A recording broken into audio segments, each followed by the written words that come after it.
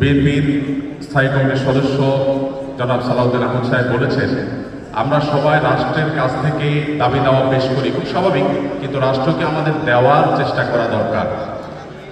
তার সাথে পরিপূর্ণভাবে সহমত পোষণ করে একটি কথা আমি বলতে চাই, সেটা হলো এদেশের 3 লক্ষ মসজিদের কমপক্ষে 6 লক্ষ ইমাম মুয়াজ্জিন রাষ্ট্রকে দেওয়ার জন্য প্রতিনিয়ত চেষ্টা করেন এবং দিয়ে যাচ্ছেন। দুর্ভাগ্যজনক বাস্তবতা, স্বাধীনতার 50 বছর পরেও ইমাম মুয়াজ্জিন এবং আলেম ওলামাদের কোনো অবদানের স্বীকৃতিটুকু রাষ্ট্র কখনো দিতে পারে নাই।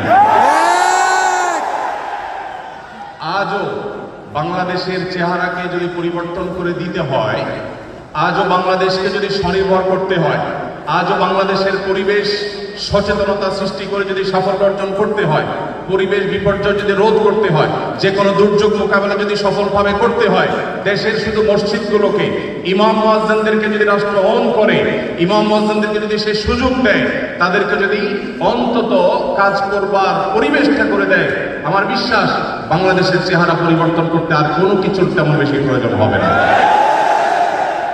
3 লক্ষ মসজিদ সরকারি হিসেব মতো কমপক্ষে 3 লক্ষ মসজিদ আরো বহু আগে বলা হয়েছে, সেটা এখন 3 লক্ষের অনেক বেশি চলে গেছে স্বাভাবিকভাবে। 3 লক্ষ মসজিদে প্রতি জুমার দিন 12:30 থেকে 1টা পর্যন্ত এই সময়ের মধ্যে গড়ে যদি 100 মানুষ একটা মসজিদে জুমার নামাজে খতিব সাহেবের খুতবা শোনার জন্য আসেন, তাহলে 3 কোটি মানুষ হয়।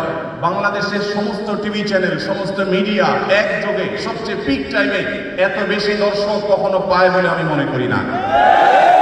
এবং সারা সপ্তাহের সবচাইতে মূল্যবান সময় বৃহস্পতিবার রাতে, শুক্রবার অফিস নেই, স্কুল কলেজ নেই, মাদ্রাসা নেই, সবাই ফ্রেশ একটা ঘুম দিয়ে, সপ্তাহের সবচেয়ে ভালো গোসলটা দিয়ে, সবচেয়ে ভালো নাস্তাটা করে, সবচেয়ে সুন্দর পোশাকটা পরে, সবচেয়ে ভালো আতর পারফিউম ব্যবহার করে, সবচেয়ে মূল্যবান সময়টা খতিব সাহেবদের সামনে গিয়ে দোজানো হয়ে বসে। পৃথিবীর অন্য কোনো কৃষ্টি, কালচার, কোনো সিস্টেমে একসাথে একটা দেশের 3 কোটি মানুষকে অ্যাড্রেস করার এই সুযোগ ইমাম সাহেব, খতিব সাহেবরা ছাড়ার কারণ হাতে নেই। ইমাম সাহেবরা যদি চান, তাদেরকে যদি রাষ্ট্র আসলে সুযোগ দেয়, তাহলে সেক্ষেত্রে তারা অনেক কিছু করতে পারেন। ইতিমধ্যে আমরা দেখেছি রোহিঙ্গা শরণার্থীরা যখন আমাদের দেশে আশ্রয় নিয়েছে, সবার আগে ঝাঁপিয়ে পড়েছিল দেশে ওলামায়ে কেরাম। প্রতিটা দুর্যোগে ওলামায়ে কেরাম যে ঝাঁপিয়ে পড়ে, সেটা নিঃস্বার্থভাবে হয়, স্বার্থহীনভাবে হয়।